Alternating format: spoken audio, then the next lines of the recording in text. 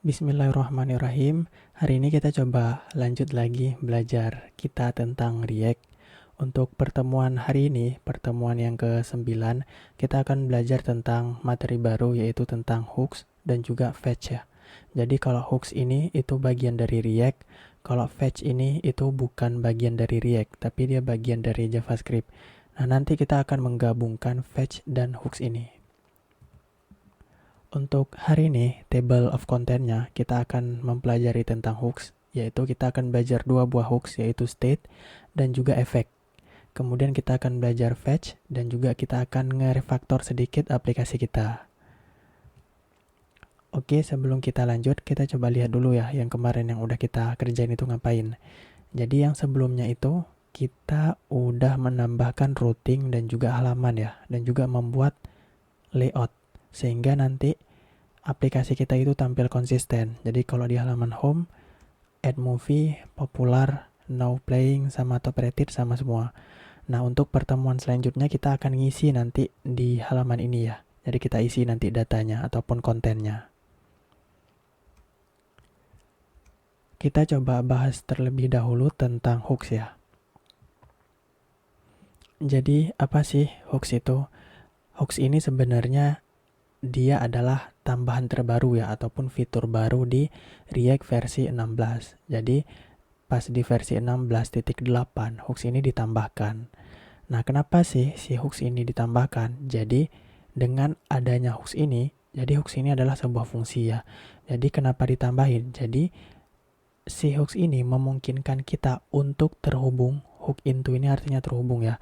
Terhubung ke state dan juga life cycle dari function komponen.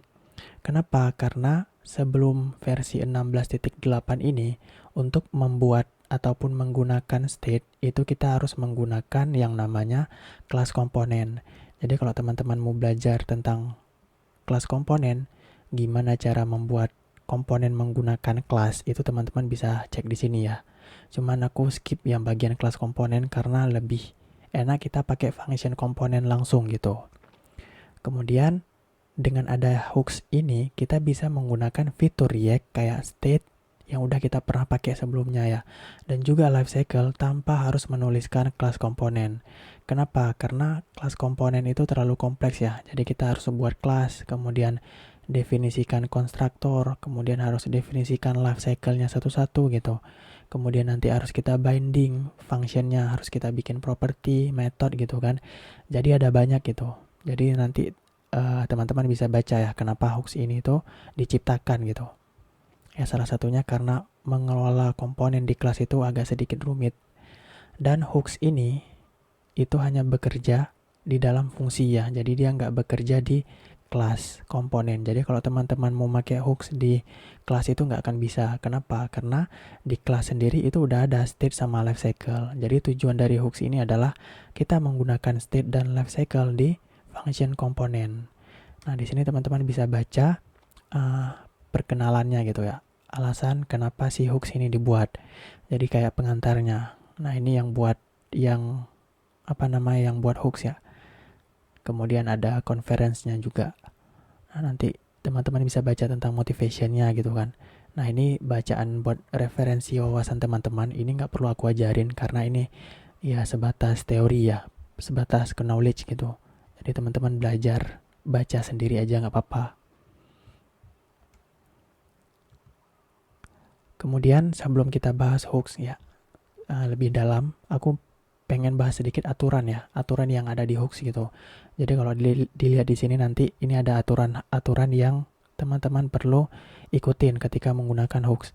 Yang pertama, hooks itu hanya bisa dipanggil di top level, artinya di komponen yang bagian atas ya. Jadi setelah komponen kan kita buka pakai kurung kurawal, kemudian enter kan. Nah, dia cuma bisa dipanggil di situ. Dia nggak bisa dipanggil di dalam looping, kondisional, misalkan if gitu kan. Kemudian di dalam if ada hooks, itu nggak bisa. Atau bahkan di dalam fungsi. Jadi misalkan ada komponen, kemudian di dalamnya ada fungsi. Nah, di dalam fungsi itu kita panggil hooks. Nah, itu nggak akan bisa. Nanti error. Kemudian hooks ini cuma bisa berjalan di function komponen ya. Jadi dia nggak bisa dipanggil dari fungsi biasa. Misalkan teman-teman ada fungsi tambah gitu kan. nama fungsinya tambah. Kemudian di dalamnya teman-teman panggil hooks, itu nggak bisa. Dan juga hooks ini nggak bisa dipanggil ataupun digunakan di kelas komponen. Nah, ini untuk aturannya teman-teman bisa explore di sini ya. Nah, ini teman-teman bisa baca nanti.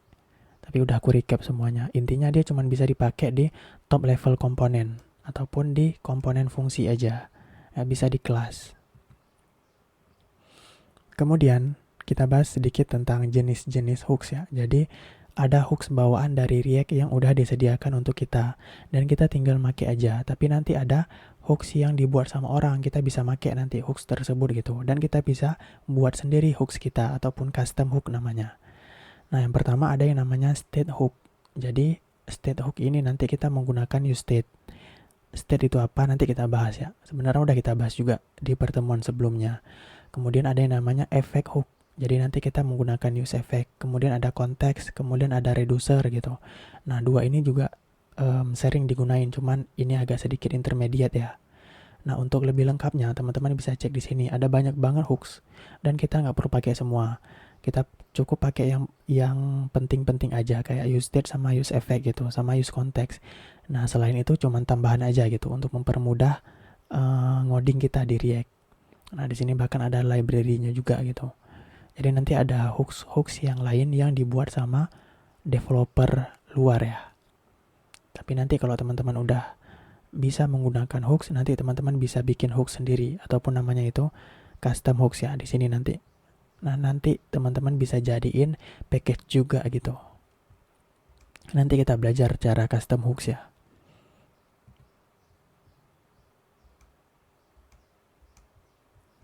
Selanjutnya kita coba masuk ke hooks yang pertama, yaitu namanya state hook. Jadi, apa itu state? Jadi sebelum kita bahas tentang state hook, kita review lagi sedikit ya tentang state, biar teman-teman nggak lupa gitu. Atau kita perdalam wawasan kita tentang state.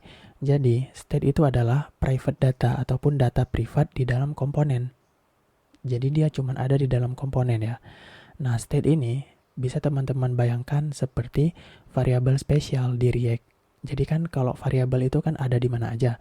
Cuman kalau state ini dianggap seperti variabel spesial yang hanya ada di React. Dan state ini terenkapsulasi ya. Artinya dia cuma hidup di dalam komponen. Misalkan ada komponen A sama komponen B. Nah, komponen A itu punya state.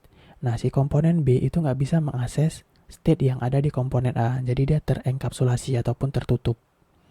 Nah, tujuan dari state ini adalah komponen ini akan dirender ulang ketika state-nya berubah. Itu tujuan kita pakai state. Jadi misalkan ada state gitu kan, dan ketika nilai dari state itu berubah, maka komponennya itu akan dirender ulang. Itu yang udah pernah kita lakukan sebelumnya di movie ya. Jadi contoh gini. Ini kan data movie-nya kita simpan dalam state. Nah, ketika aku klik add movie, nah, state-nya berubah kan? Nah, ketika state-nya berubah, maka komponen movies ini dirender ulang. Itu tujuan kita pakai state. Kalau kita pakai variabel biasa, itu si komponen ini nggak akan dirender ulang. Nah, itu yang udah pernah kita demoin sebelumnya ya. Nah, untuk memperjelas, ini aku tambahin sedikit ya. Apa perbedaan state dan juga variabel? Sebenarnya mereka dua-duanya sama-sama variabel gitu. Cuman di React, kalau variabel spesial itu namanya state. Jadi yang pertama variabel ya. Jadi kalau variabel itu berubah, maka si komponen itu nggak dirender ulang gitu. Jadi ya udah variabelnya berubah, misalkan ada angkanya 1, 2, 3 gitu kan. Nah, kalau angkanya kita buat ataupun kita simpan dalam bentuk variabel, nah komponennya itu nggak akan dirender ulang kalau variabelnya berubah. Tapi kalau kita simpan angkanya itu dalam state, dan ketika si state-nya itu berubah, maka komponennya akan dirender ulang. Kayak gitu. Jadi misalkan ada angka, tapi angkanya kita simpan dalam state. Nah, ketika angkanya berubah dari 1 ke 2, maka komponennya itu akan dirender ulang. Contoh yang movie ini kemarin gitu. Kita udah demoin, kita simpan movie di variabel, sama kita simpan movie di state ya. Jadi kelihatan bedanya. Nah, variabel dan state ini kita bisa gunain bersamaan ya di dalam komponen. Nah, ini tergantung kebutuhan. Jadi misalkan teman-teman mau buat sesuatu yang nggak ada kaitannya sama komponen, ya udah jadiin variabel. Tapi kalau ada kaitannya sama komponen, ya udah dijadikan state gitu. Jadi kalau state-nya berubah, maka komponennya di render ulang.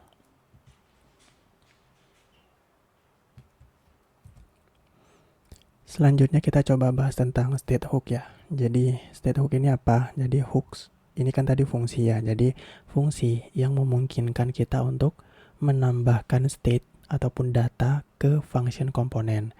Nah, untuk menggunakan state hook ini kita menggunakan fungsi yang namanya useState.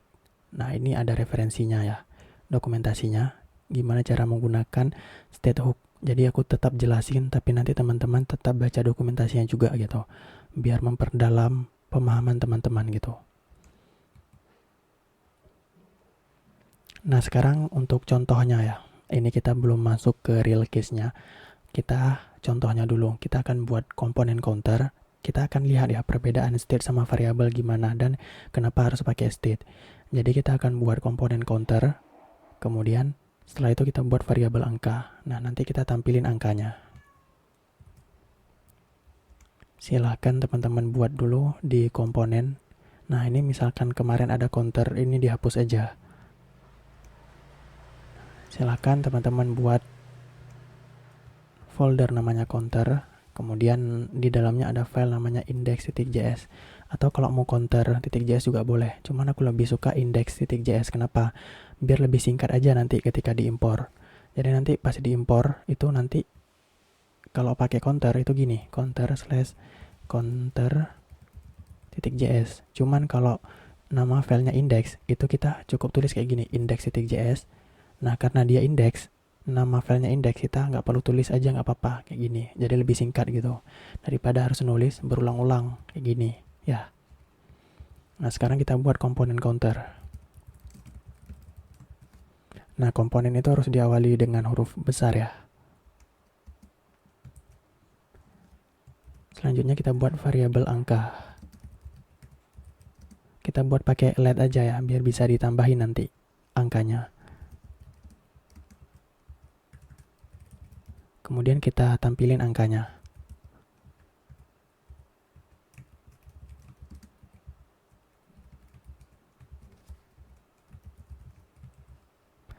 Kemudian kita tambahin button untuk naikin angkanya nanti ya, untuk nambah angkanya.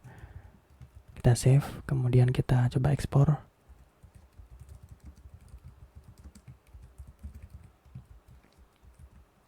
Nah, sekarang kan angkanya belum dipakai. Nah, ini sekarang kita coba pakai ya. Misalkan di mana ya? Di halaman home aja.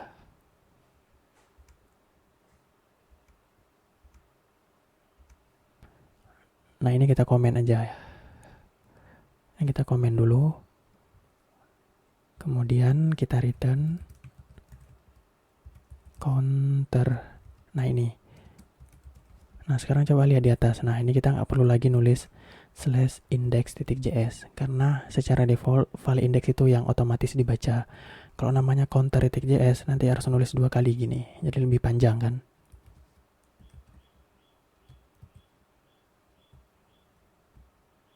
Nah, sekarang udah ada ya hasilnya 0 gitu. Aku gedein coba. Ini kita tutup lagi ya. Nah, sekarang kalau aku tulis di sini 10, berarti nanti di sini 10 ya. Oke, berhasil ya. Nah, sekarang kita lanjut. Nah, selanjutnya kita pengen membuat fungsi ya untuk nambahin si angka. Jadi nanti ketika angka ini diklik, maka kita akan tambahin angkanya 1 gitu. Jadi angka plus gitu. Jadi nanti kita tambahin event on click di sini. Jadi yang pertama kita tambahin event dulu. Nama eventnya misalkan on click. Jadi ketika diklik kita mau ngapain? Kita jalankan fungsi yang namanya add angka. Setelah itu kita buat fungsinya.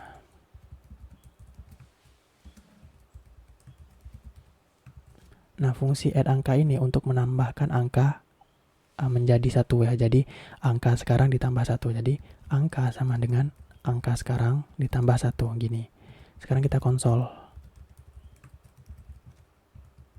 Nah, ini kan sebenarnya bisa dipersingkat ya, angka plus gitu. Nah, sekarang kita lihat ya hasilnya di sini sambil kita buka di konsol.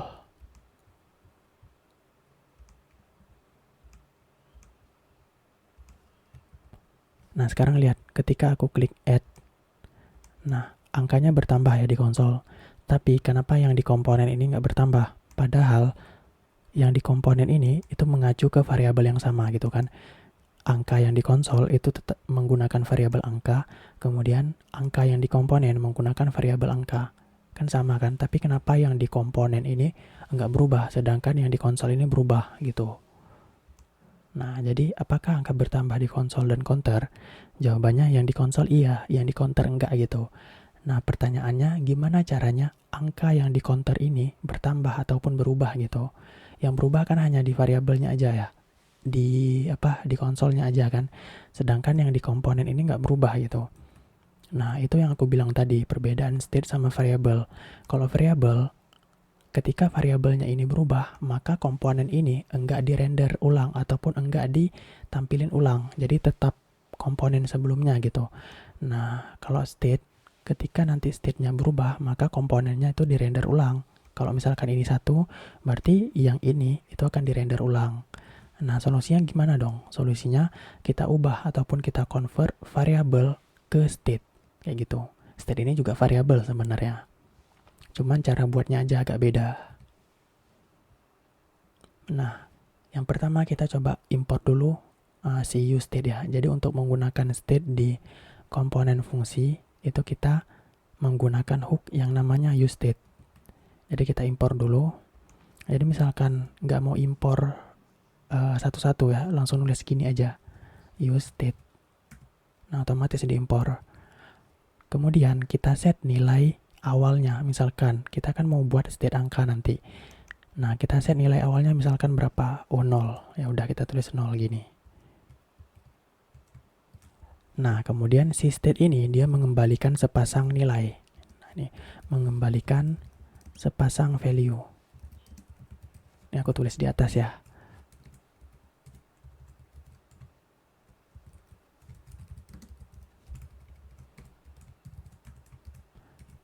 useState mengembalikan sepasang value dalam bentuk array. Jadi nanti yang dikembalikan tuh kayak gini. Jadi yang dikembalikan adalah array. Nah, kemudian dia mengembalikan sepasang value. Nah, indeks yang pertama adalah current state ataupun nilai state yang sekarang. Jadi 0. Nah, kemudian indeks yang ke-1 ataupun data yang kedua yang dikembalikan adalah fungsi.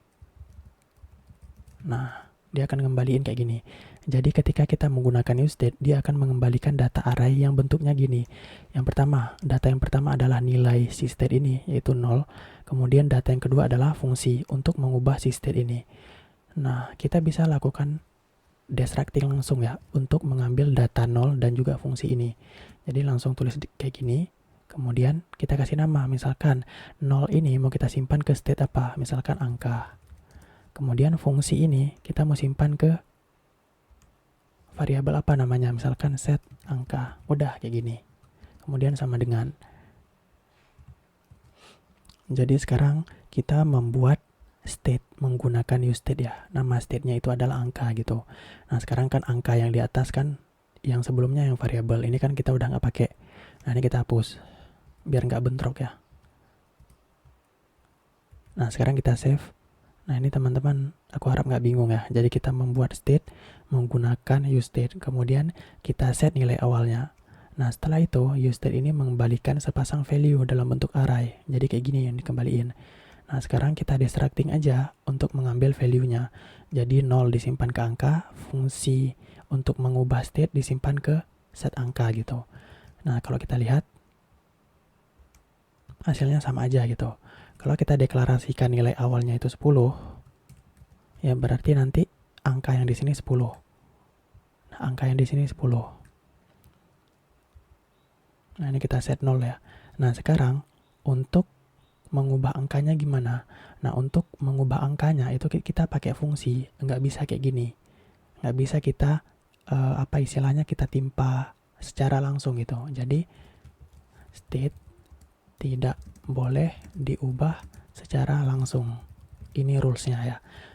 Terus gimana cara ngubah state? Itu pakai fungsi yang namanya set angka.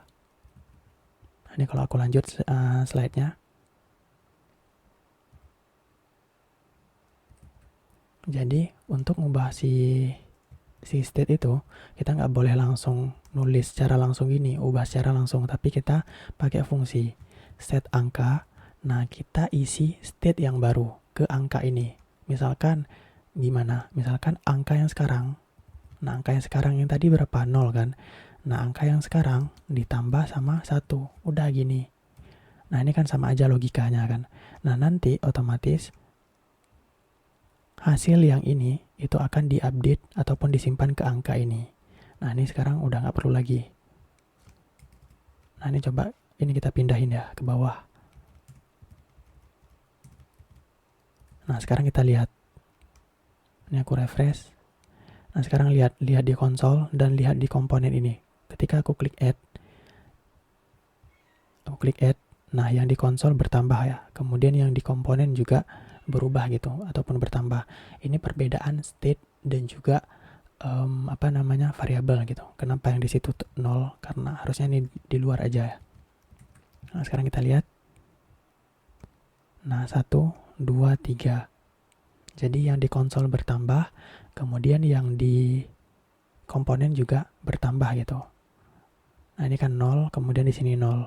Kemudian kalau aku klik add, nah yang di konsol bertambah, kemudian yang di komponen bertambah. Itu perbedaan state dan juga variabel ya.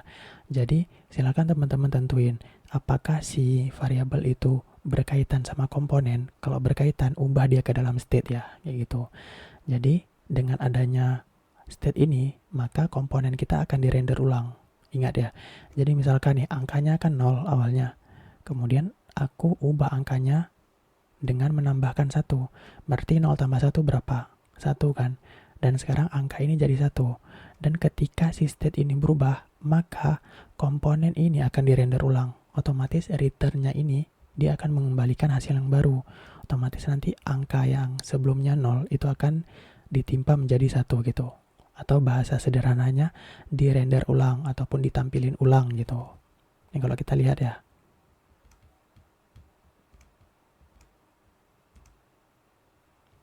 Nah, ini kan awalnya 0. Nah, ketika aku klik add, teman-teman perhatiin yang di sini ya. Nah, berubah kan. Nah, itu artinya dirender ulang ataupun ditampilin ulang gitu nilai angkanya. Jadi nggak ditampilin lagi nilai sebelumnya. Klik lagi, add. Nah, jadi berubah kan. Nah, itu kelebihan dari React ya. Jadi dia kayak reaktif gitu. Jadi ketika nilainya ataupun state-nya berubah, maka komponennya ini dirender ulang. Jadi tanpa perlu merefresh halaman. Biasanya kan kalau biar nilainya berubah itu kan harus di-refresh gitu kan halamannya. Nah, ini nggak perlu, itu kelebihan dari React ya. Nah, aku harap teman-teman udah nggak bingung ya terkait state sama variabel gitu. Kapan harus menggunakan state, kapan harus menggunakan variabel. Intinya, kalau teman-teman pengen si komponen itu dirender ulang ketika datanya berubah, maka gunakan state. Tapi kalau nggak pengen dirender ulang ataupun cuma data biasa gitu kan, maka gunakan variabel gitu ya. Nah, ini yang destructing tadi ya. Jadi misalkan nih teman-teman bingung ini maksudnya apa. Nah, jadi sebenarnya ketika kita menggunakan useState yang aku bilang tadi, dia akan mengembalikan array kayak gini kan. Nah, kalau aku nggak pakai destructing, nanti aku simpan ke variabel namanya state angka. Kemudian state angka ini isinya kan 2 buah data ini. Jadi array yang isinya 2 buah data. Nah, kemudian yang 0 ini berarti kan di indeks ke 0. Itu nanti aku akses state angka, indeks ke 0, kemudian aku simpan ke variabel angka. Kemudian yang fungsinya juga. Jadi aku akses state angka, kemudian indeks ke 1. Nah, indeks ke 1 kan ini, yang fungsi ini kan. Nah, aku simpan ke variabel namanya set angka. Nah, cara ini kan butuh 3 baris. Nah, cara yang cepatnya itu kita pakai destructing aja. Jadi useState, kemudian nilai yang pertama disimpan ke angka, nilai yang kedua yaitu fungsi disimpan ke variabel set angka gitu. Jadi lebih ringkas. Oke, kurang lebih itu terkait state ya. Jadi aku harap teman-teman udah nggak bingung terkait state ya. Jadi gampang state ini sebenarnya.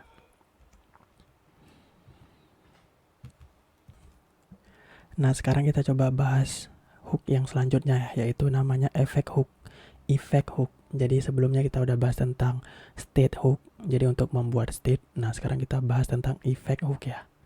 Jadi ada banyak hook di React. Kita akan bahas satu persatu, tapi nggak kita bahas semuanya, kita bahas yang penting aja. Sebelum aku bahas tentang effect hook ya, jadi ada yang perlu kita ketahui bersama, yaitu tentang life cycle. Karena effect ini nanti itu berkaitan sama life cycle. Life cycle itu apa? Life cycle itu adalah siklus hidup yang terjadi pada React komponen. Jadi ketika teman-teman ngerender suatu komponen, misalkan counter ini ya, nah itu sebenarnya ada life cycle-nya ataupun siklus hidupnya.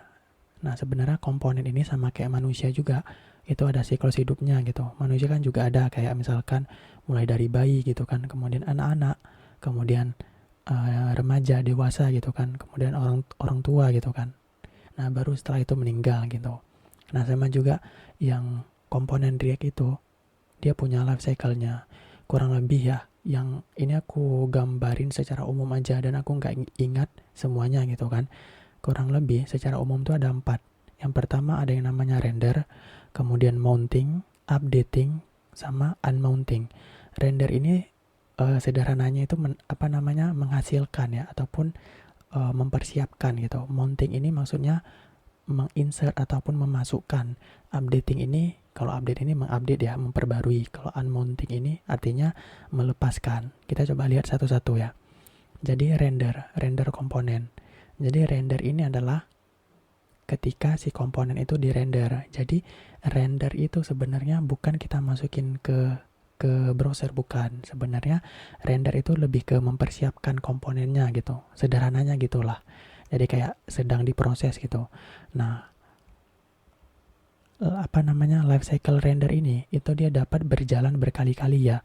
Jadi misalkan state-nya berubah, maka komponen life cycle render ini dapat berjalan berkali-kali. Contoh, ini kan aku klik add kan. Nah, berarti dia si komponen ini dia menjalankan komponen life cycle render itu berkali-kali ya.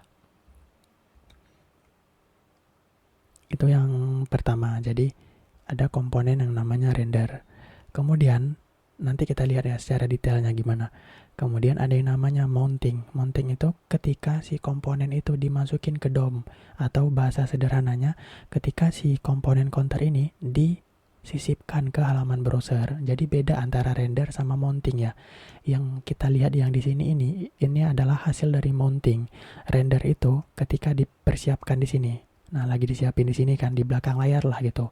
Intinya sebelum dimasukin ke halaman browser, itu namanya render gitu, dipersiapin.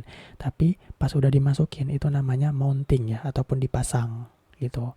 Nah, dia itu cuman berjalan sekali aja pada saat diinsert ke DOM. Jadi dipasangnya itu cuman sekali aja gitu. Jadi pas kita lihat, kan tag P ini kan udah dipasang. Ya udah, kalau udah dipasang, udah cukup gitu. Jadi dipasangnya cuman sekali aja. Nah, nanti tinggal di-render aja berulang-ulang gitu. Ibaratnya kayak gitu ya. Kemudian ada yang namanya updating. Updating ini ketika komponen itu diupdate gitu. Nah, ini bisa berjalan berkali-kali. Nah, misalkan contoh ketika state-nya berubah gitu. Contoh gini ya. Nah, ketika aku nge-refresh halaman ini, maka komponen yang dijalankan adalah sebelum ditampilin ke DOM, maka akan dijalankan render. Kemudian setelah di-render, maka akan di-mounting. Makanya kita bisa ngelihat hasilnya gitu. Kalau nggak di-mounting, itu nggak akan tampil hasilnya. Kemudian kalau aku klik add 1, 2, 3, maka komponennya itu akan di-render ulang dan akan di-update ke DOM. Kayak gitu. Nah, mounting ini nggak dijalanin lagi. Kenapa? Karena kan udah dipasang kan. Tag pic ini udah dipasang kan sekali. Ya udah, kalau udah dipasang, tinggal di-update aja. Nah, jadi hasilnya aja yang diupdate gitu. Nah, itu namanya updating. Nah, kalau unmounting ini artinya si komponen ini dihapus dari DOM. Contoh, ini kan komponennya ada. Ini misalkan aku hapus, aku delete ya, aku pencet pakai tombol. Nah, itu namanya unmounting gitu. Nah, kalau yang tadi itu kita lakukan secara manual ya, sama user. Sebenarnya ada cara pakai React ataupun pakai DOM bisa nanti. Cuman aku pengen demoin aja. Misalkan nih tombol kan, aku klik delete, nah itu namanya komponennya unmounting ataupun dilepas ya, ataupun dihapus dari DOM. DOM ini maksudnya di halaman browser ya. Nah, yang unmounting ini cuma jalan sekali aja. Jadi kalau udah dihapus, ya udah hilang gitu. Kalau mau ada lagi gimana? Ya udah di refresh. Nah, otomatis nanti ketika di refresh itu akan di render dan di mounting lagi. Kemudian ketika di update, maka dia akan di render ulang dan akan di update ke DOM gitu. Gitu ya. Jadi render ini lebih ke persiapan komponennya. Gitu. Jadi nanti yang selalu dilakukan adalah updating ya, ketika datanya diupdate gitu. Kalau mounting ini cuma sekali. Nah, ini teman-teman nggak perlu hafal ya. Mungkin awalnya agak sedikit ribet gitu kan, nanti teman-teman akan paham sendiri sambil praktek ya. Ini kurang lebih ya tentang life cycle. Di React juga ada sih sebenarnya.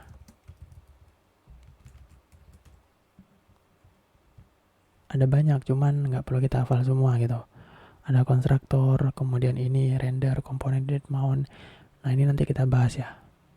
Kemudian update ini nanti ada subkomponen lagi gitu.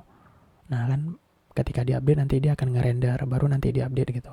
Nah, sebelum render ini sebenarnya ada life cycle yang lain. Cuman aku bahas yang umum aja gitu.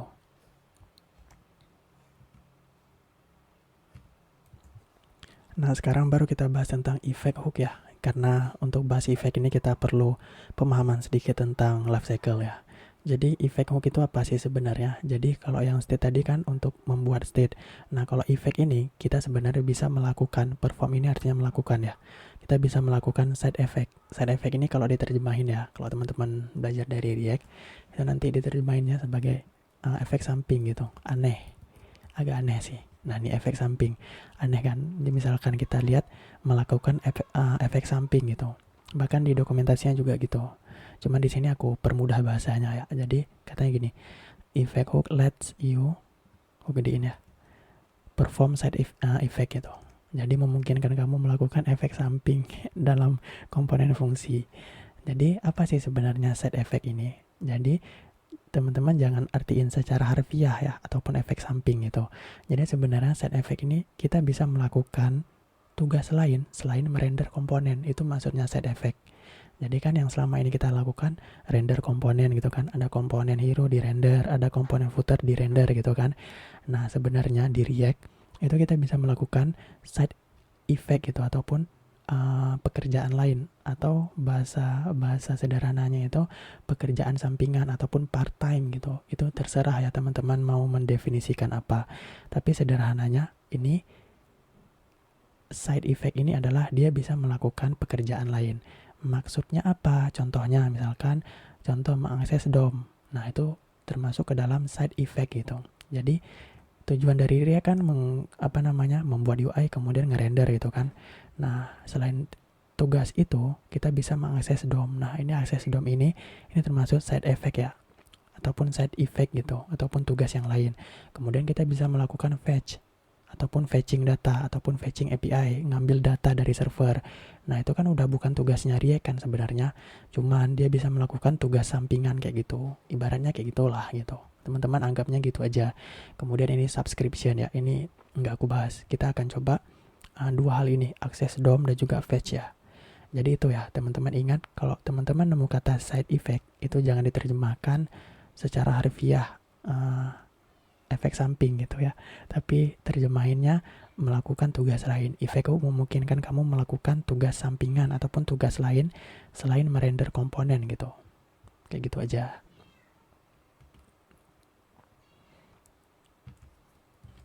Sekarang kita coba mendemokan life cycle sekaligus kita menggunakan use effect ya. Jadi ketika kita menggunakan use effect ini, kita coba mendemokan, ngelihat gimana sih life cycle React, life cycle komponen di React ya. Jadi untuk pertama, untuk menggunakan use effect kita import dulu sama kayak useState. Kemudian untuk menggunakan use effect tinggal panggil aja use effect. Kemudian dia menerima satu buah parameter callback ya. Jadi callback function. Jadi fungsi yang di dalamnya kita bisa isi apa aja gitu. Jadi yang pertama di sini ya. Nah, ini kita coba kasih komen aja.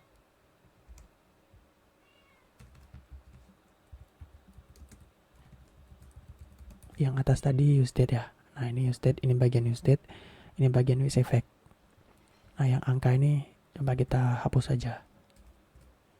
Nah, untuk menggunakan use effect kita harus import, atau kita langsung nulis aja tanpa harus kita import gitu, biar otomatis. Nah, Nah, use effect ini dia menerima satu buah parameter yaitu callback function. Teman-teman bisa nulis gini atau langsung aja pakai arrow function juga bisa. Bebas ya, terserah kalian mau pakai yang mana. Kalau lebih singkat ya pakai arrow. Ini aku coba pakai function biasa ya. Nah, sekarang coba lihat di dalam use effect ini kita bisa ngelihat life cycle si komponen. Misalkan contoh gini, aku console titik log ya.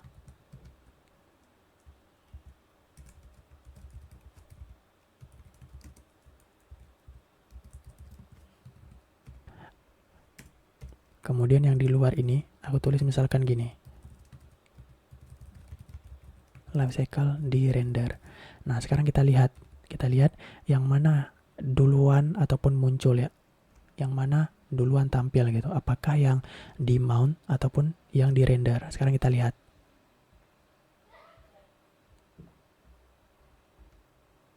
Ini aku buka di konsol ya. Ini aku refresh. Nah, ternyata life cycle yang pertama itu adalah di render. Kemudian life cycle yang kedua adalah di mount. Jadi, ketika aku nge-render komponen counter ini, nah maka yang dijalankan yang pertama itu yang ini. Jadi, di render dulu kan, dipersiapin dulu.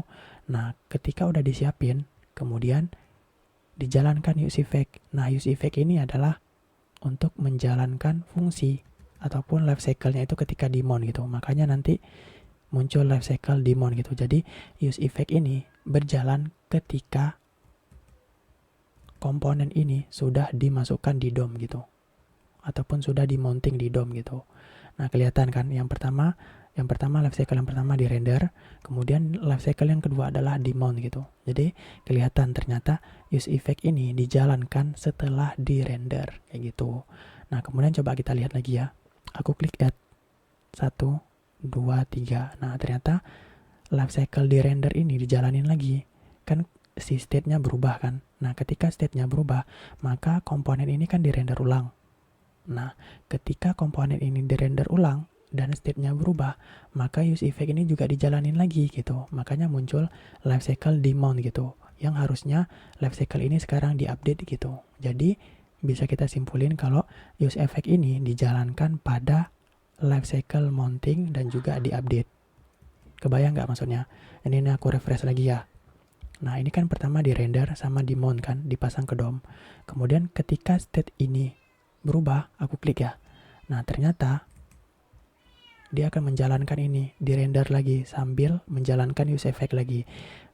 Jadi use effect ini dijalankan pada life cycle update juga gitu. Makanya ini bisa muncul gitu.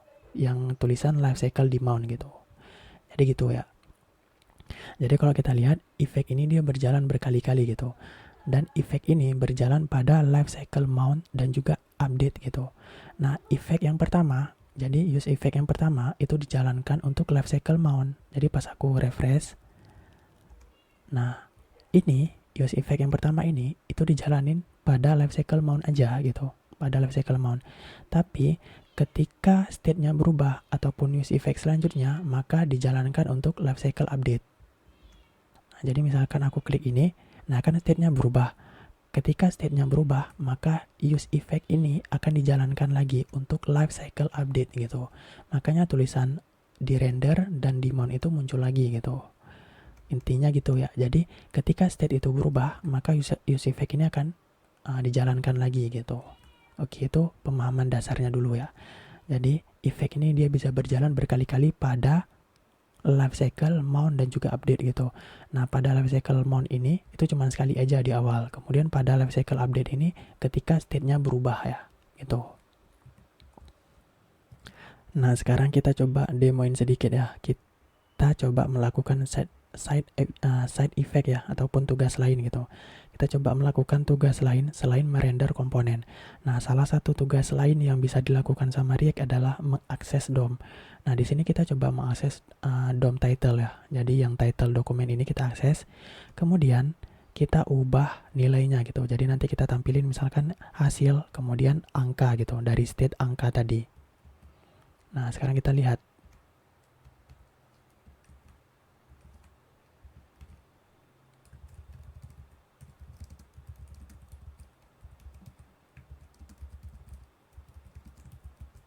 Nah, untuk mengakses title dokumen ini, itu kita tulis dokumen titik title, kemudian kita isi nilai baru. Nah, nilai barunya tuh gini.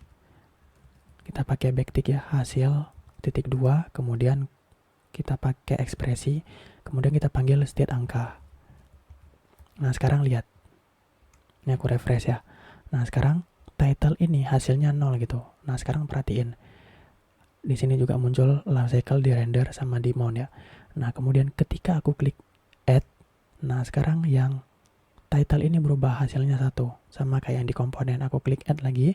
Nah, sama yang di title ini berubah. Kenapa bisa gitu? Karena use effect ini kan dijalankan pada saat setelah di mount. Makanya kita bisa mengakses DOM yang ini gitu. Nah, kemudian ketika state-nya ini berubah, maka use effect ini dijalanin lagi. Kemudian si title-nya ini kita update lagi tulisannya dengan hasil, kemudian angka yang sekarang gitu. Jadi, use effect ini dijalankan pada, ini aku tambahin ya.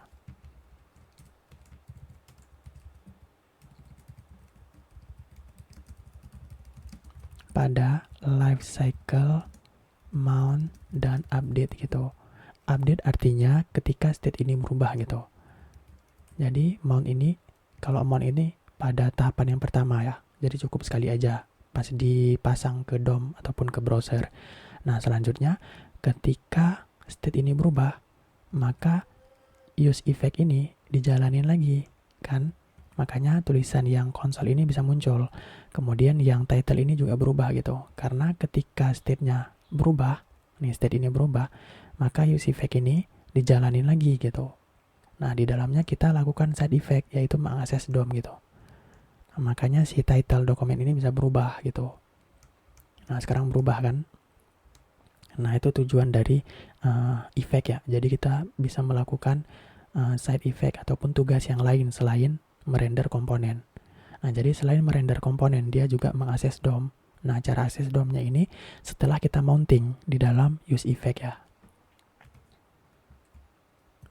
Nah, sekarang yang jadi permasalahan gini. Setiap kali state itu berubah, maka use effect ini dijalanin kan. Nah, ini baru ada 1 state. Bayangin kalau ada 10 state. Nah, bayangin misalkan ada 10 state gitu kan, dan setiap state-nya berubah, maka use effect ini kan terus dijalanin gitu. Nah, sebenarnya nggak masalah sih gitu, cuman kalau state-nya udah banyak gimana nanti? Nah, sebenarnya kalau nanti udah banyak, itu bisa menyebabkan masalah performa ya. Nah, gimana sih cara membatasi si effect ini pada life cycle update gitu. Jadi nanti ketika life cycle update, si effect ini nggak dijalanin gitu, atau jalan pada state tertentu aja, atau mungkin jalan pas saat di mount aja gitu. Karena di beberapa kasus ya, kalau kita nggak ngebatasin, itu nanti bisa menyebabkan masalah performa gitu. Nah, solusinya sederhana. Solusinya itu kita pakai parameter kedua ataupun second parameter gitu.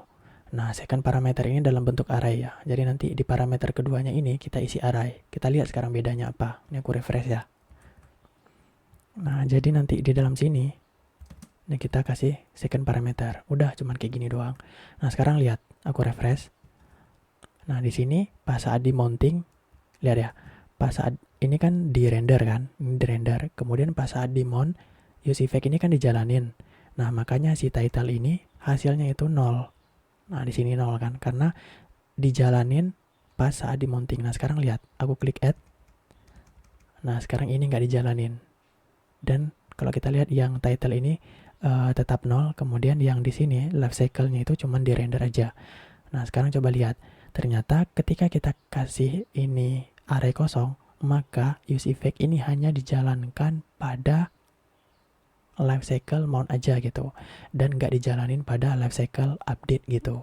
Nah, kebayang nggak kira-kira? Jadi kelihatan kan, kalau aku refresh lagi, ini hasilnya 0 karena dijalanin sekali gitu. Kemudian pas si state-nya ini berubah, aku klik add ya. Nah, pas aku klik add, kan state-nya berubah. Nah, ketika state-nya berubah, ini nggak dijalanin lagi. Kenapa? Karena kita udah pakai parameter kedua. Jadi kita mengcustom life cycle update-nya gitu. Nah, sekarang kita udah membatasi life cycle update-nya sehingga performa aplikasi kita jadi lebih bagus gitu. Cuman masalahnya gimana sih menjalankan efek ini ketika state-nya berubah gitu, ataupun pada lifecycle update gitu. Nah, solusinya gampang, kita gunakan state di second parameter. Jadi nanti misalkan nih, kita tulis di dalam array ini state angka gitu. Jadi nanti ketika state angka ini berubah, maka jalankan use effect ini. Khusus untuk state angka. Misalkan nanti ada state yang lain, maka yang state yang lain itu nggak akan menjalankan use effect ini gitu. Atau ketika ada state yang lain, use effect ini nggak akan jalan gitu. Jadi kalau seandainya state yang ada di array ini berubah, maka jalankan kembali use effect gitu, atau pada lifecycle update. Nah, sekarang lihat ya. Misalkan di sini aku isi angka gitu. Kemudian aku save. Ini aku refresh ya. Nah, terus aku klik add. Nah, ini berubah kan? Kenapa bisa berubah? Karena kita tentuin state yang ada di dalam array ini. Jadi, ketika state yang ada di dalam array ini berubah, maka jalankan use effect kayak gitu. Jadi nanti misalkan ada state yang lain gitu kan. Misalkan const, misalkan x gitu. Kemudian set x gini. Nah, kalau kita nggak tentuin di dalam ini, maka use effect ini nggak akan dijalanin. Kayak gitu. Jadi, use effect ini hanya akan dijalanin ketika state angka ini aja berubah kayak gitu. Kebayang nggak maksudnya? Jadi misalkan ada 10 state, kemudian kita ingin ngebatasin 2 state aja gitu kan. Ya udah pakai parameter yang kedua dalam bentuk array. Kalau pengen jalanin sekali aja gimana? Ya udah kita isi array kosong gitu. Gini. Jadi dia cuma jalan pada lifecycle mount aja. Kayak gini.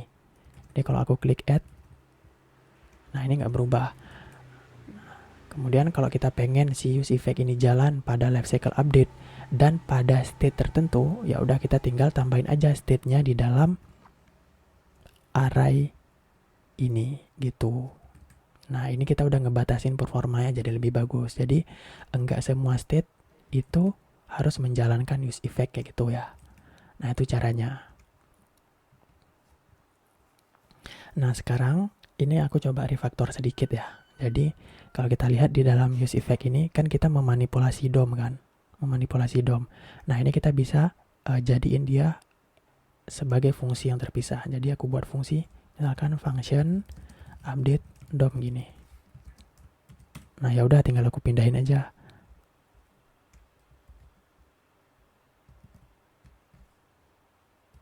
Sorry. Ini aku tinggal pindahin aja ya. Bentar, mana dia?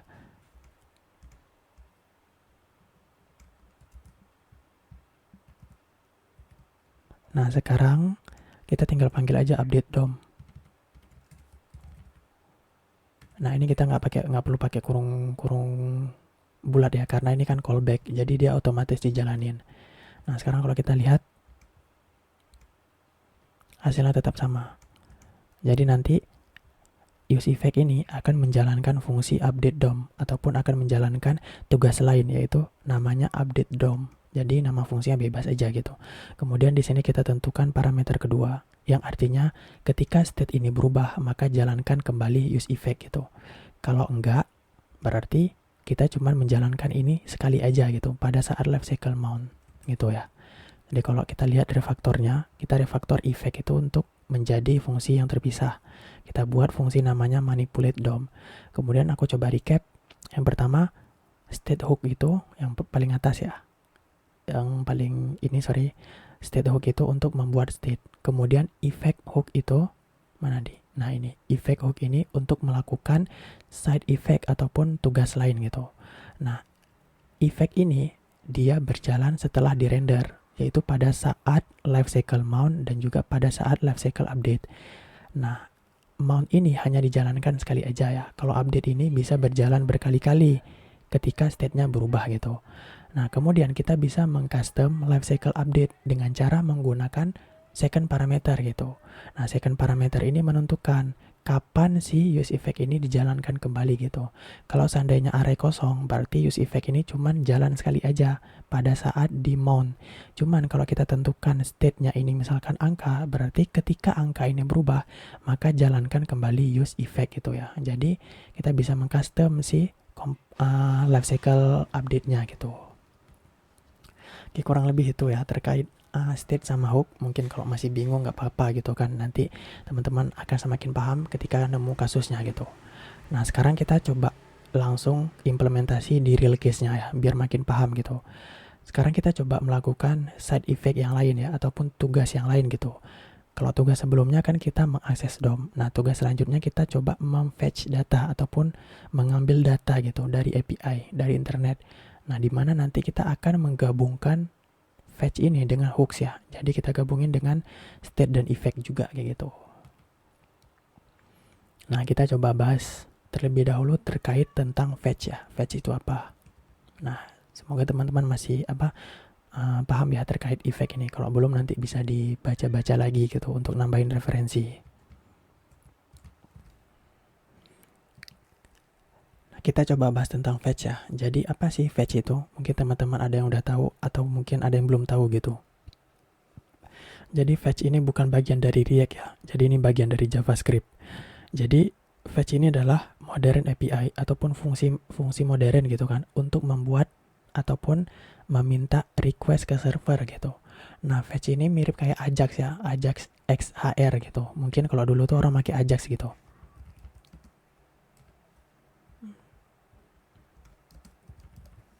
Nah, kalau dulu orang untuk memanggil API itu pakai Ajax. Nah, sekarang ada cara yang baru, itu pakai yang namanya fetch gitu. Nah, Ajax ini terlalu ribet ya, cara akses API-nya. Kita harus buat dulu HTTP request-nya gitu. Nah, kalau fetch ini lebih sederhana gitu, dan dia lebih modern. Nah, ini teman-teman perlu ingat, fetch ini itu dia promise base ya. Jadi dia berbasis promise. Jadi di belakang layarnya itu dia mengembalikan promise ataupun menggunakan promise. Oleh karena itu, kemarin kita belajar tentang promise kan. Nah, ini kita coba pakai nanti ya promise di sini karena secara default itu fetch itu dia menggunakan promise gitu. Di belakang layarnya itu dia pakai ataupun implementasi promise. Nah, jadi kita coba implementasi ya fetch sama hooks yang tadi. Jadi tujuannya gini, kita nanti melakukan side effect ya ataupun tugas lain di mana tugasnya itu adalah nge-fetch movie ataupun ngambil data movie gitu.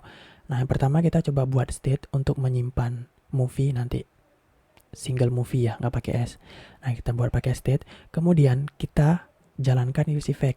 Nah, use effect ini kan untuk melakukan aksi yang lain.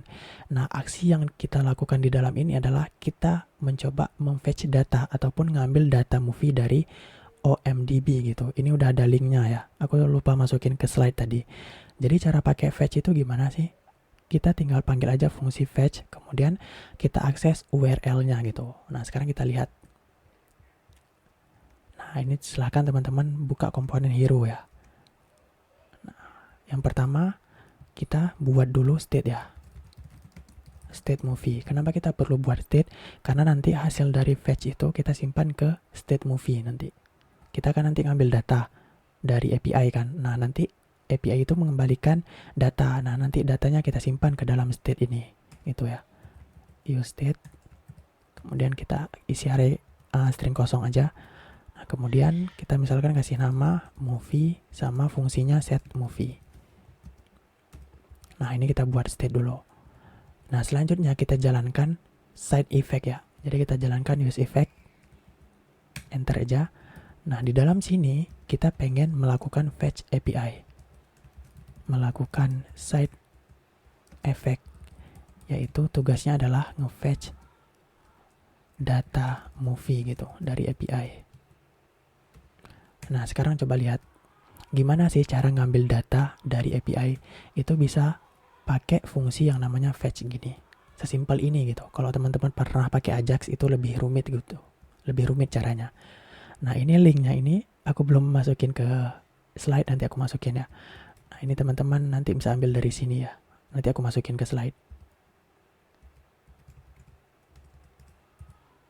Nah, jadi teman-teman bisa ambil linknya itu dari sini. Jadi nanti ini alamat API-nya. Kemudian ini key-nya, ini key punya aku ya. API key-nya punya aku. Kemudian ini ID movie-nya. Jadi TT29 ini ID si movie ya, kayak gitu. Nah, kemudian fetch ini di belakang layar itu dia menggunakan promise gitu kan. Karena menggunakan promise, kita harus mengkonsumsinya menggunakan promise. Nah, teman-teman bisa pakai titik then di sini. Kemudian nanti untuk nangkap datanya ya, baru nanti titik catch. Cuman di sini aku nggak suka pakai then, jadi aku pakai async await aja. Jadi nanti kalau teman-teman lupa tentang async await, kita coba lihat lagi. Jadi intinya gini, aku mau ngambil data dari API ini. Kemudian hasilnya aku simpan ke variabel namanya response. Kayak gini. Nah, kemudian coba aku konsol dulu. Response. Sekarang lihat hasilnya ya. Oh sorry. Yang di home ini kita update. Nah, ini kita komen ya, karena yang counter udah nggak kita pakai. Nah, sekarang kalau kita lihat, nah ternyata di sini ada katanya pending itu, promise pending. Kenapa? Karena kita belum nunggu nih hasil dari si fetch ini. Nah, fetch ini kan dia di belakang layar promise, otomatis kita harus nunggu. Nah, cara nunggunya gimana? Ataupun cara handle-nya gimana? Teman-teman bisa pakai titik then gitu kan, atau bisa pakai async await. Jadi, teman-teman ngasih tahu, tolong ditunggu gitu hasil dari fetching. Kemudian setelah selesai kita simpan datanya ke respon. Nah, jangan lupa await ini harus menggunakan kata asing ya. Jadi kita tambahin asing di dalam fungsi. Jadi untuk menggunakan await ini harus kita tambahin keyword asing. Jadi maksudnya gimana? Maksudnya di dalam fungsi ini kita kasih tahu ada proses asinkronus dengan cara ngasih keyword asing. Kemudian kita tunggu prosesnya. Proses fetch ini dengan memberikan keyword await kayak gitu. Nah, sekarang muncul kuning gini ya. Nah, ini karena warning sebenarnya. Ini nggak apa-apa, ini diabaikan dulu aja. Nanti kita refaktor. Atau cara cepatnya tuh kayak gini. Teman-teman bisa klik. Bisa kayak gini. Nah, terus pilih ini quick fix. Kemudian pilih ini disable React hook untuk entire file. Nah, di save aja. Nah, sekarang coba lihat. Nah, sekarang muncul nih hasilnya. Bukan promise pending lagi. Karena kita udah nunggu kan. Karena ini kan proses asinkronus gitu. Nanti kalau teman-teman lupa, silahkan dipelajari lagi tentang asinkronus ya. Slide yang kemarin gitu. Nah, sekarang datanya tuh kayak gini. Nah, kalau kita lihat, ya misalkan aku akses yang ini. Nah, datanya sebenarnya kayak gini. Ada title, judul film gitu kan. Ada tahun gitu. Kemudian ada rilis, kemudian ada genre gitu kan. Bahkan ada posternya gitu. Cuman kenapa datanya tuh masih kayak gini? Nah, karena ini datanya dalam bentuk JSON kayak gitu. Otomatis kita harus convert dulu data JSON-nya. Caranya gimana? Caranya gini. Response, kita convert. Dia pakai metode namanya JSON. Udah kayak gini. Nah, hasilnya kita simpan ke variabel namanya misalkan data kayak gini. Nah, jangan lupa ini JSON ini itu di belakang layar itu promise based. Otomatis kita harus handle juga secara sinkronus. Ya udah tambahin await di sini. Jadi nanti ditunggu nih proses mengkonversi data JSON-nya. Nah, sekarang kalau kita lihat console.log data. Nah, sekarang muncul nih data Batman-nya. Nah, udah berhasil muncul kan? Nah, nanti kita pakai di sini di row ya. Nah, jadi kayak gitu ya caranya. Jadi di sini kita udah melakukan side effect yang lain ataupun tugas yang lain. Di mana tugasnya itu adalah kita nge-fetch data ataupun ngambil data movie dari si OMDB ini. Nah, selanjutnya coba kita lihat. Nah, coba lihat ya. Sekarang kita pengen data movie ini kita update ke state gitu. Biar nanti bisa kita panggil di dalam JSX ini gitu. Nah, ini kan kita udah tampilin kan. Dan ternyata datanya itu dalam bentuk objek. Ini kalau kita lihat, nah ini kan objek nih. Nah, ini kan kelihatan kurawal objek kan.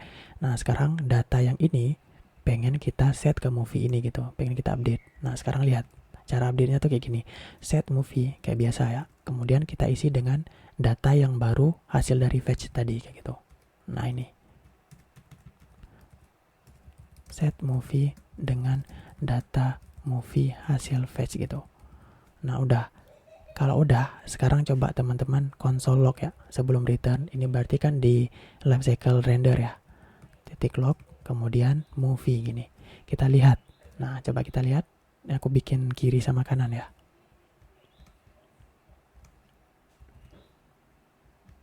Nah, ini aku belum save nih. Sekarang coba perhatiin yang di sebelah kanan, lihat apa yang terjadi.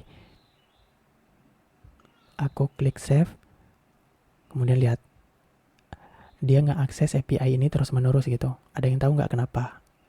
Nah, ini aku tutup ya. Sorry, ini aku tutup.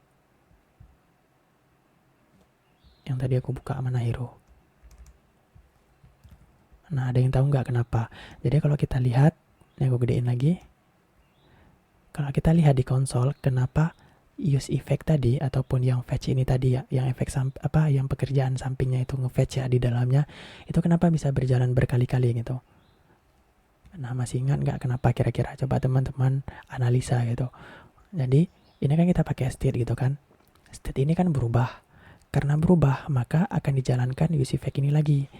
Ketika use effect ini dijalankan, maka si state ini berubah lagi gitu kan. Ketika state ini berubah, jalanin lagi use effect. Ketika use effect ini dijalanin, maka state-nya berubah gitu. Ketika state-nya berubah, maka jalanin use effect ini lagi. Kebayang nggak yang counter tadi? Nah, kebayang kenapa dia bisa berjalan berkali-kali? Karena kan state-nya ini kan berubah kan. Jadi kan awalnya state-nya string kosong. Kemudian kita jalanin use effect sekali untuk life cycle mount. Nah, setelah dijalanin, kita set movie-nya ini dengan data baru gitu. Otomatis movie-nya ini isinya adalah objek movie tadi. Karena movie ini berubah, berarti untuk life cycle update ya. Karena movie ini berubah, maka jalanin lagi use effect ini. Nah, di dalam use effect ini kita update lagi movie-nya. Nah, sekarang movie-nya berubah lagi kan, maka jalanin lagi use effect. Nah, otomatis kita kayak infinite loop gitu. Makanya kenapa bisa berjalan berkali-kali gitu. Nah, makanya coba teman-teman ingat tentang life cycle update tadi. Jadi, yang use effect ini ketika state-nya berubah, maka use effect ini akan dijalanin lagi kan, sama kayak yang counter tadi, yang title tadi, yang di atas gitu. Nah, terus ketika state-nya berubah, kan state yang move ini berubah. Jadi ketika state-nya berubah, maka use effect ini akan dijalankan lagi untuk life cycle update gitu. Nah, terus solusinya gimana dong biar dia jalan sekali aja gitu? Nah, pakai yang second parameter tadi, yang array.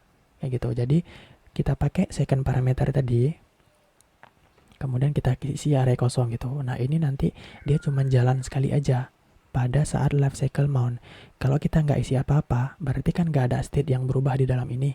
Nah, karena nggak ada state yang berubah di dalam ini, maka use effect ini cuma dijalanin sekali aja. Nah, ya udah, kita tinggal kasih aja dia parameter kedua di sini. Nah, ini artinya si use effect ini hanya akan berjalan pada saat life cycle mount. Kemudian ketika di sini nggak ada state apapun, maka use effect ini nggak akan dijalanin lagi gitu. Tapi kalau nanti di dalam ini ada state dan state yang ada di dalam ini berubah, maka use effect ini akan dijalanin lagi. Nah, sekarang kita lihat. Ini aku buka lagi ya.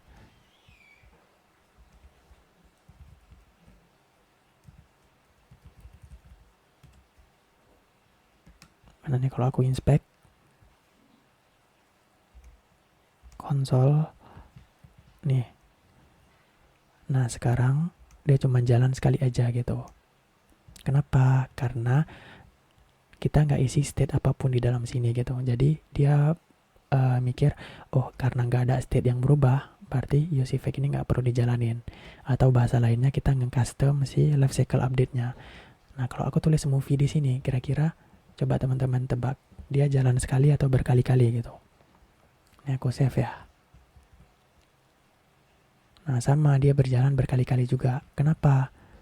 Nah, sama juga kayak yang tadi. Jadi, kalau aku tulis di sini movie, nah otomatis dia akan ngelihat apakah si state movie ini berubah. Nah, di sini kan kita ubah nih movie-nya. Ya udah, karena dia berubah, dijalanin lagi use effect. Kemudian dicek, oh movie-nya berubah. Karena berubah, dijalanin lagi use effect gitu. Jadi gitu-gitu aja terus gitu. Nah, jadi solusinya ketika kita fetching data, itu kita bisa isi array kosong aja untuk nge-fetch sekali aja gitu. Gitu ya. Itu kaitannya use effect sama life cycle tadi gitu. Oke, semoga teman-teman paham ya.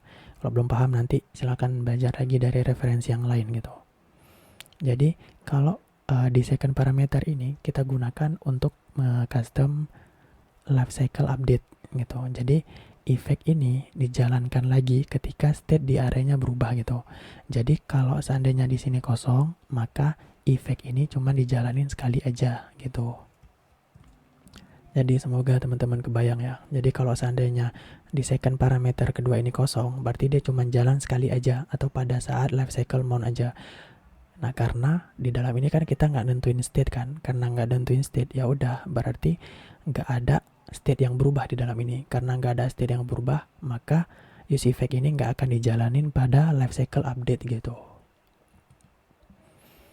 Nah sekarang kita coba refaktor ya. Jadi kita coba buat fungsi fetch movie. Jadi nanti yang codingan tadi kita angkat ke atas gitu. Kita jadiin fungsi terpisah gitu. Sama kayak manipulate DOM tadi. Nah ini kita buat misalkan function fetch movie. Nah sekarang ini kita tinggal copy aja.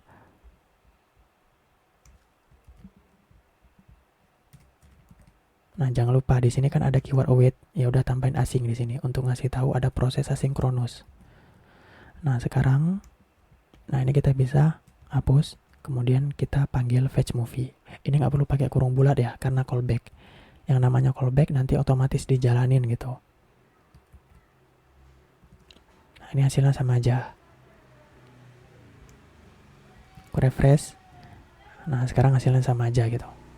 Nah, sekarang yang lebih keren adalah kita bisa menggunakan data movie ini, yang data movie tadi di JSX gitu. Jadi sekarang kita coba akses ya data movie tadi. Sekarang yang sebelumnya kan masih statis kan. Nah sekarang kita tinggal akses. Sekarang coba lihat di data ini kan ada title. Ya udah kita tinggal akses aja titlenya. Jadi kita akses. Jadi kita tinggal akses movie. Kemudian karena ini objek, ya udah kita akses properti title gini. Kemudian kalau kita save, nah berubah kan. Kemudian di sini ada genre ya. Nah di sini kan ada genre nih. Nah ya udah tinggal akses aja genre. Jadi ini kita hapus. Movie titik G-nya gede ya, genre, save. Nah sekarang berubah kan. Kemudian di sini tuh ada ini plotnya ataupun alur ceritanya. Ya udah ini kita pakai di dalam deskripsi. Movie titik plot, save. Nah sekarang udah berubah kan. Nah tinggal ini posternya. Nah posternya ini kita ganti. Movie titik. Nah kita lihat namanya apa. Oh namanya poster gitu. Ya udah kita akses poster. Kemudian yang placeholder-nya juga kita ganti ya. Kita ganti sama yang alt-nya kita ganti sama title. Kita save. Nah keren kan. Nah sekarang kayak gini gambarnya. Cuman nih kalau kita lihat di ukuran laptop, ini dia munculnya kayak apa ya, poster gitu. Harusnya sih gambar bannernya gitu kan. Cuman gambar bannernya nggak ada, ya udah pakai poster aja gitu. Poster kan kayak thumbnail gitu. Harusnya gambar banner kayak gini biar lebih bagus gitu. Cuman datanya nggak ada, ya udah kita pakai poster aja. Cuman ini udah bagus lah di tampilan mobile kayak gini. Nah itu cara kita mengakses data menggunakan fetch gitu. Sekaligus kita menggunakan hooks di dalam sini, yaitu useState sama useEffect itu. Nah minggu depan, bukan minggu depan ya, di pertemuan selanjutnya kita akan menggunakan data API dari TMDB ya. Nah data di sini lebih lengkap daripada yang OMDB ini, daripada data yang di sini gitu. Nah nanti kita akan gunain data yang di sini ya. Nanti aku akan arahin gimana cara setupnya. Karena kalau nggak salah ada gambar banner juga sih di sini gitu. Oke, kurang lebih itu ya tentang materi hooks. Dan kita udah implementasi pakai fetch juga untuk mengakses data movie gitu. Kemudian kita tampilin di hero. Keren kan? Nah sekarang terakhir tinggal kita refaktor sedikit ya. Kalau kita lihat hasil yang komponen link kemarin itu kan jadi kayak gini, warna biru sama ada garis bawah kan. Nah gimana caranya memperbaiki komponen link ini ya gitu. Nah kalau kita lihat ternyata komponen link itu dirender sebagai tag A nih, tag A di browser. Nih kalau kita lihat ya.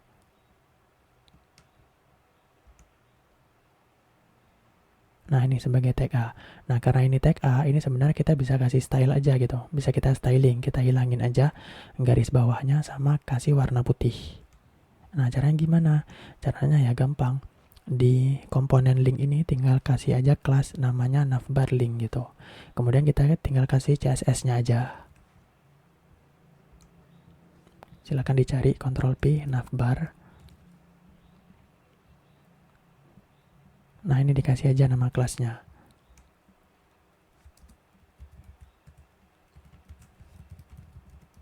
Navbar underscore link. Kalau kemarin kan ada list, kemudian untuk yang satu buah itemnya namanya item, kemudian untuk link namanya link gitu. Jadi lebih bagus namanya.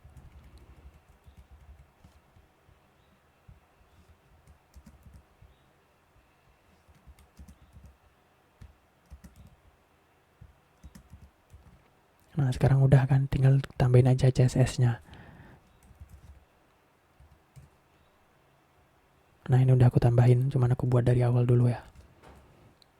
Jadi titik navbar underscore link, kemudian warnanya kita ganti warna putih, kemudian text decoration-nya ini untuk hilangin dekorasi teksnya ya, kita ganti jadi none, otomatis nanti jadi hilang.